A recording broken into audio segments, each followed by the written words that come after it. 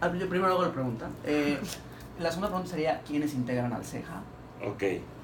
Atendiendo precisamente a la ley del Estado, la ley de justicia alternativa para el Estado de Chiapas de marzo del 2009, por primera vez establece que los mecanismos a usar en Chiapas van a ser la mediación, la conciliación y el arbitraje. Por lógica, esta ley establece especialistas públicos, que son los que están adscritos al CEJA, o los especialistas privados, que son independientes. Aquí se establece por primera vez que van a existir mediadores, conciliadores o árbitros.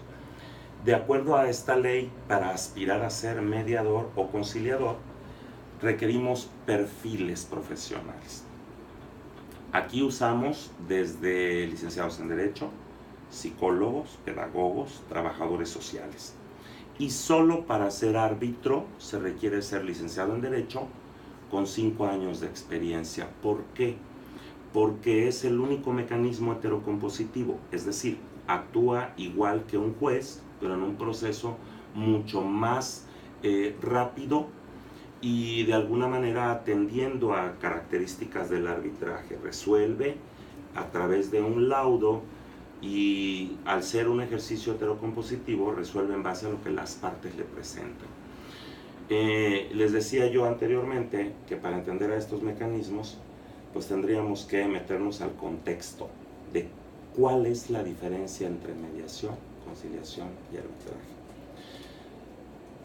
Pudiera entenderse a partir de la lectura de un libro o de un documento a la mediación, a la conciliación y al arbitraje.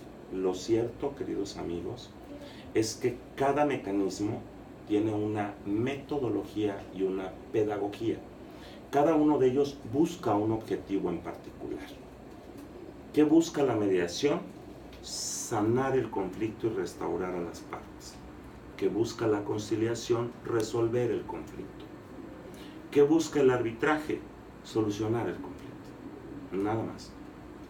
A partir de cada uno de los objetivos que se buscan, entonces, la participación tanto de los intervinientes como del especialista varía. Y aquí viene la otra acotación. En esta reforma, gran reforma de junio del 2008, va enfocada a la materia penal.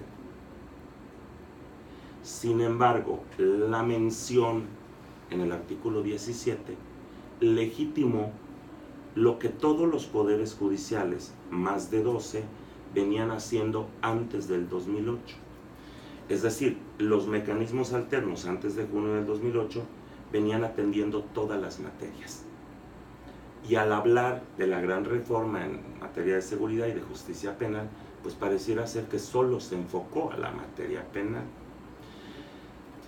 Hoy en día, a los mecanismos alternos pareciera ser que solo se les ubica en la materia penal y entonces hablamos de una facilitación, donde existe una ley nacional de mecanismos alternos en materia penal.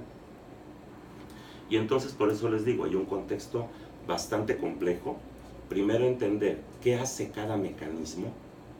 2, entender cuál es la función de un especialista en cada uno de estos mecanismos.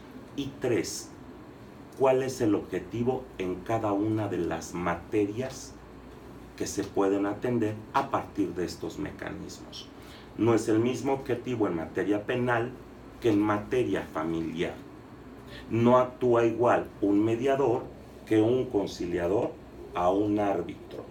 Y entonces la mención contextual sería, para hablar de este tema, tienes que ser un operador. Todos tenemos la capacidad que a partir de la lectura de un libro o de un documento podemos aprender el tema. Lo verdaderamente complejo es entenderlo. ¿Qué hace un mediador y qué hace un conciliador? Yo no actúo igual mediante la mediación que en la conciliación y soy un especialista.